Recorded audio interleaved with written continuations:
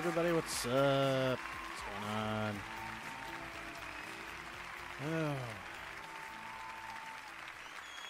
Yeah. Thank you. Oh man, what a week. What a week. Oof. On the plus side, got some pretty good books for y'all to review this week. This is episode 105, I believe. 105? Is that what we're looking at here? You're looking at episode 105. That's right. Oh man. So yeah, let's get started this week, huh? No shooting the shit. No. Let's not do it. Let's just go ahead and drop right into the shit, okay? So let's start off with Punisher, issue number 10. Yeah. So, Frank is making his way through the streets of Bagalia, and he's doing it in a tank. And yeah, he's killing everybody who stands in his way. He's after Zemo. He's making a beeline straight for Bagalia City, and he's decimating everything in his way. And when he finally gets to Bagalia City, they figure out, Hydra figures out that he's in this tank, and they're like, we're going to take out the tank, we'll take out the Punisher at the same time. So he parks it right in front of this dam. And so, of course, Hydra goes and blows up the tank, which in turn blows up the dam, which in turn damages the city, because now it's, the streets are not flooded, but it's probably a good ankle deep, which should be able to slow down the majority of the Hydra forces. However, before Frank can get to the main building where Zemo is, he's got to go through Jigsaw, who has kidnapped Mother Mercy, who, Frank helped bust out of the, prison and take the whole riot thing. And, yeah, Frank's got his sights dead on taking out Jigsaw. But, I mean, damn, it's the Punisher. Once he gets his focus in on something, you can't stop the guy. I mean, jeez, I'm pretty sure the Avengers all know that. And yeah, this has been some pretty good stuff coming out of the Punisher. Prior to the Punisher acquiring the War Machine armor in the previous run, I hadn't really done a whole lot with the Punisher, and I'm kind of wondering why now. Like, why hadn't I picked up the Punisher prior to this? And I couldn't for the life of me figure out why. And but I'm so glad I did. So super glad I did. The Punisher's been really good, and I'm really enjoying the direction that they've been taking this book. And so it's been good stuff. It's been good stuff. Yeah. Let's see. Okay, so this past week, the War of the Realms kicked off in the Marvel Universe, and this is going to be Marvel's big, giant, massive thing that they've got going on, their big crossover event. And so the invasion of Earth has begun, and it starts with the assassination by Malekith's Dark Elves of Odin. And when the assassins are sent to Earth to take out Thor on his houseboat, because that's where he's living now with his dog Thori, they definitely get more than they bargained for, and Malekith definitely did not send enough Dark Elves, and it's Thor's just kicking the crap out of him, and Thori's biting their heads off, and it's a good little fight. And all of a sudden Loki shows up out of nowhere, all busted up and beaten up, and Thor's like, "Oh my God, Loki, what happened?" And Loki's like, "Well, yeah, I know where Malekith is, and we have to go and get there right now before we, So Thor's like, "All right, let's go do this. I don't trust you, but let's go do this anyway." And Thor's an idiot. He really is. They get to Jotunheim, where Loki tells Thor that Malekith is, and it wasn't Loki the whole time. It was actually Malekith. So Malekith led Thor into a trap. The Frost Giants were there waiting for him, and so now Malekith can invade Earth, not, without Thor getting in the way. So when, he and his army invade Earth, all the Avengers show up. Spider-Man, helps team up with some of the Asgardians that are taking refuge on Earth, and it's just this giant epic battle in the streets of New York. And the Punisher shows up, and Captain America shows up, everybody's there because, this is like, holy crap. Daredevil shows up. It's just chaos and pandemonium and war in the streets. And yeah, I mean, but are the Avengers going to be enough to stop Malekith's forces? Guess we'll find out. So, yeah, to be perfectly honest with you, I wasn't going to check this out, and I've just knocked my mic. But, I kind of decided, I was like, this is going to be the big thing. To be honest with you, a lot of the books that I'm going to be reading are going to be crossing into this anyway. So I figured, what the hell, I'll check it out. I'll give it a look. Give it a little looky-loo. Give it a little look-see what's going on. And, yeah, those were my notes right there that you saw flash in front of the camera. Oh. So let's see. What do we got next? Oh, we got Deadpool, issue number 11. Yeah. Getting some Deadpool in. Oh. Yeah. Deadpool. All right. So in the previous issue, this new villain on the scene, Goodnight, has kidnapped Deadpool, and he's basically crushed his entire body. And he's just got Deadpool on this giant, meat hook hanging on the wall because it's, he's just a floppy mess of grommed up bones. And he reveals to Deadpool that years ago, Deadpool was the one who killed his parents. Pretty much a la Bruce Wayne's parents' death. Goodnight is now vengeance. He is the night. He is Goodnight. And, not Batman. Complete ridiculousness for the kind of thing you would expect out of a Deadpool book.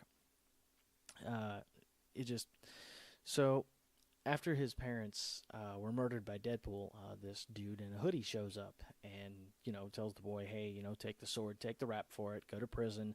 When you get out, I've got a way to help you get your revenge. And so he goes to prison. He spends, until his 18th or 20th birthday in prison. He gets beaten up every day. He comes out. He's, all grown, big, buff, and, the guy's waiting for him. And he's like, okay, what do you want me to do? I want my revenge against Deadpool. Teach me. And he's like, okay. And he opens up a portal, and they end up in the Savage Land, where the guy leaves, where the guy gets left to learn how to fend for himself. So years go by in the Savage Land, and now he is this, big, burly, brawny, beastie kind of guy. And so the guy comes back, picks him up, and he's like, now you're going to learn more. And he goes and he takes him throughout all of history, learning at the feet of the great masters, whether he's learning how to fight or whether he's learning how to, become one with himself from monks and things of that nature. And he spends all of this time learning how to fight Deadpool. And then we find out, oh man, so apparently when Weasel died, for those of you who pay attention to previous Deadpool runs, Weasel was Deadpool's kind of right-hand guy. He was the guy who, helped Deadpool get all Deadpool's, his mercenary gigs. Well, he died back in the previous run, and when he died, he made a deal with the devil. And he's going to get revenge on Deadpool, and so he went back in time, fixed this kid, brought him, trained him, made him into this Deadpool killing machine, and brings him before the devil. And the devil's like, look, you're going to kill Deadpool for me. So, while of course this guy is monologuing and telling Deadpool his whole backstory, Deadpool of course manages to heal and turns the tables on Goodnight. So, it just like. You would think by now villains would understand. You do not monologue to a friggin' hero. You don't do it. You don't do it. Am I right? Right? I'm right. I know I'm right. So, but hey, Deadpool's about to kick some Goodnight ass. So, let's see. What do we got next? Let's talk some Walking Dead issue number 190. Oh, God. Yeah, get that, dead, some of that Walking Dead, yeah. Oh, yeah. Oh, wait. Oh. All right, we went too far with that. All right, so in The Walking Dead issue number 190, an explosion has gotten the attention of the nearby herd as Mercer makes attempt after attempt after attempt to convince Rick to take the governor's place. They want to, do this big coup. They want Rick to take over. They don't like the way the governor has been doing things, and Rick is like, no, dude, like that's not me anymore. I'm not that guy. Okay, like it's gotta, like you need to fend for yourselves, and like we're just here to meet with you guys to see about trading. And yeah, it just ugh. So as the herd moves into town, everybody runs and goes into hiding. The majority of the herd manages to pass through town with probably very few casualties. Rick and his crew start playing cleanup, and as they do, Maggie shows up with a little bit of backup. And, oh man, when Maggie shows up, she's, Rick is of course happy to see her and things, and, he's like, what are you doing here? And she's like, well, you've been gone a long time. We wanted to come check things out and see how everything was.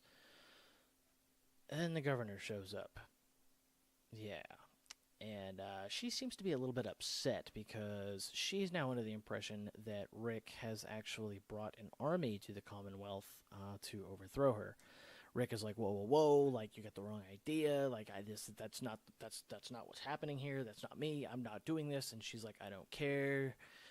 Like you've done nothing but cause problems since you've got here. And she sends her soldiers to attack. And yeah, once again, Rick and his gang are involved in another war. I mean, to be perfectly honest with you, like at this point, I don't really understand how Rick doesn't continue to see all of this coming. It's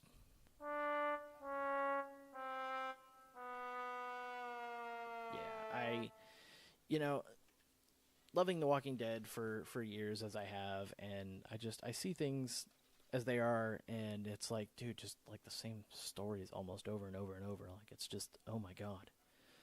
So let's see. Oh, you know what? Let's just go ahead and get this one out of the way. So let's talk about Major X. Major X is a new X-Men book. Rick Remender.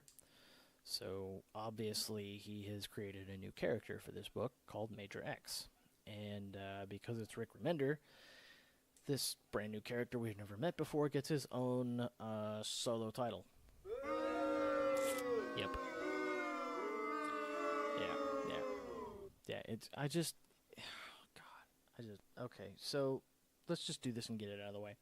So another savior from the future has come back to save the friggin' future. What? Yeah, that's right. So, but he's not just from the future, he's also from an entirely another realm. What? Yeah, no, hold on a minute because this gets worse. So, this Major X has come back with another version of the Beast. What?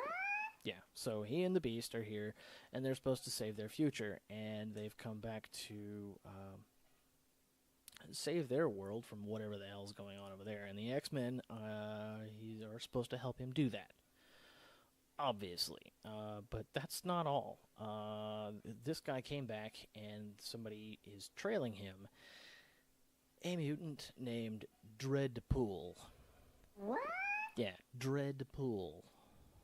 Yeah, and he looks exactly like Deadpool. It's the Remender Deadpool outfit, and it's just so. So he comes, and Deadpool, he decimates everybody, and he kicks everybody's ass, and beats the hell out of Cable. But then Deadpool shows up out of nowhere and kicks Deadpool's ass. So Deadpool makes an escape. And, God. So after Deadpool flees, Cable is looking at Major X like, I don't understand what's going on. Who are you? Just tell everybody who you are because I know who you are because Cable's psychic, and so obviously he knows who's under the mask.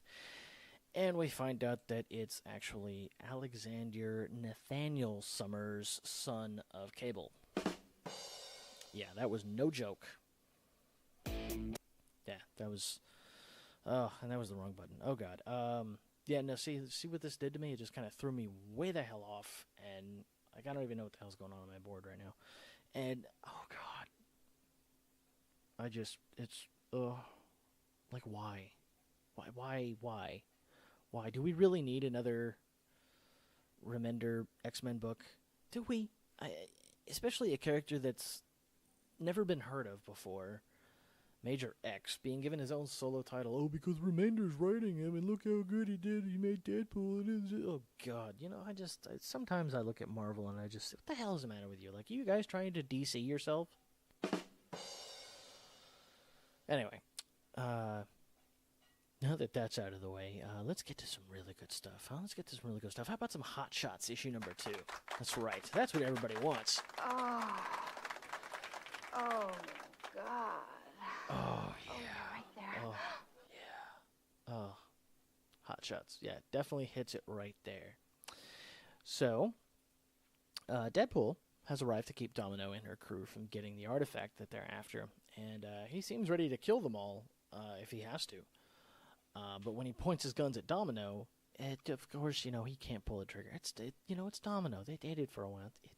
It's Nina, and you know, just I can't do it. So, you know, he confesses that Tony Stark was actually the one who hired him to keep them from getting the artifact, because apparently the Avengers are also after this artifact. And so the team, now along with Deadpool, start to go after this artifact again. And Domino doesn't really seem to be very trusting of Widow, excuse me, and you know, Tiger. And that kind of makes sense. You know, they don't exactly have very much allegiance to Domino, but she makes them swear, you know, hand to God, and they swear that they're not in this for any kind of, you know, government gain. You know, especially now that we find out that the Avengers are after this thing. I mean, could Widow be also working with the Avengers? I mean, it seems like a likely thing. So, but anyway, as they're going after this thing, Tony sends a squad of Iron troops after them and attacks their plane, and the plane's going down. Way down. So, yeah, that's it for this week's episode, you guys. It was a quick week, short stack of books. Not a whole lot going on this week, and with that, I am going to do my Comicpalooza advertisement. That's right. And I invite you all to check out Comicpalooza, May 10th, 11th, and 12th. Emilia Clarke is going to be there. If you have not bought your tickets, you definitely should now, because purchasing tickets enters you into drawing to get a free autograph from Emilia Clarke. That's right. Yeah, that's it's pretty sweet, because I think those are actually just about sold out, and they're $200, I think, something like that. So buy a ticket and get entries into getting a free autograph. How do you turn that down? I don't know. I don't know how you turn that down. I didn't turn it down. I bought a couple of tickets just so I could get a couple of entries in to get a free autograph. Why wouldn't you do that? I don't know. So check out Comicpalooza. I'm going to be there. There's going to be a bunch of other people that are going to be there. You know, Grant Gustin was announced. The Flash is going to be there. Holy freaking crap. Yeah. And he's going to stick around for a little while. He's not just going to be in and out. Heyo. So, yeah, check out Comicpalooza, and check out walkofthegeek.com for all of the episodes that you're hearing. You can check out other videos as well. You can check out my social media feeds, Twitter and Instagram. All of them you can find for Walk of the Geek. And, yeah, there's all kinds of really cool stuff that's going on right now on my Instagram account, and some really cool stuff that's going to be going on in the future with my Twitter feed. So if you're interested in cool stuff, like maybe some merch, like maybe a thing that I can't reach because my headphones are too short. Oh, So, let me see that right there. That is a bumper sticker. That's right. That's a bumper sticker right there. So if you're going to be at Comicpalooza, make sure you come find me because I'm going to have bumper stickers and buttons and maybe some other really cool merch to give away. So for those of you who are listening to the podcast, you can't see this.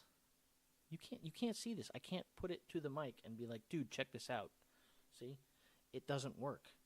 So I'm sorry, but if you're following me on Instagram, you've seen them because they've been posted there. Huh?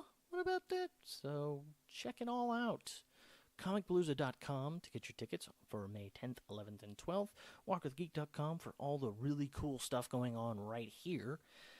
And check out Twitter and Instagram. Also Walk of the Geek. It's all so awesome going on. So much cool stuff going on and so much cool stuff to come. The year is not even half over yet. I know, right? Stay tuned right here to check it all out. Until next week.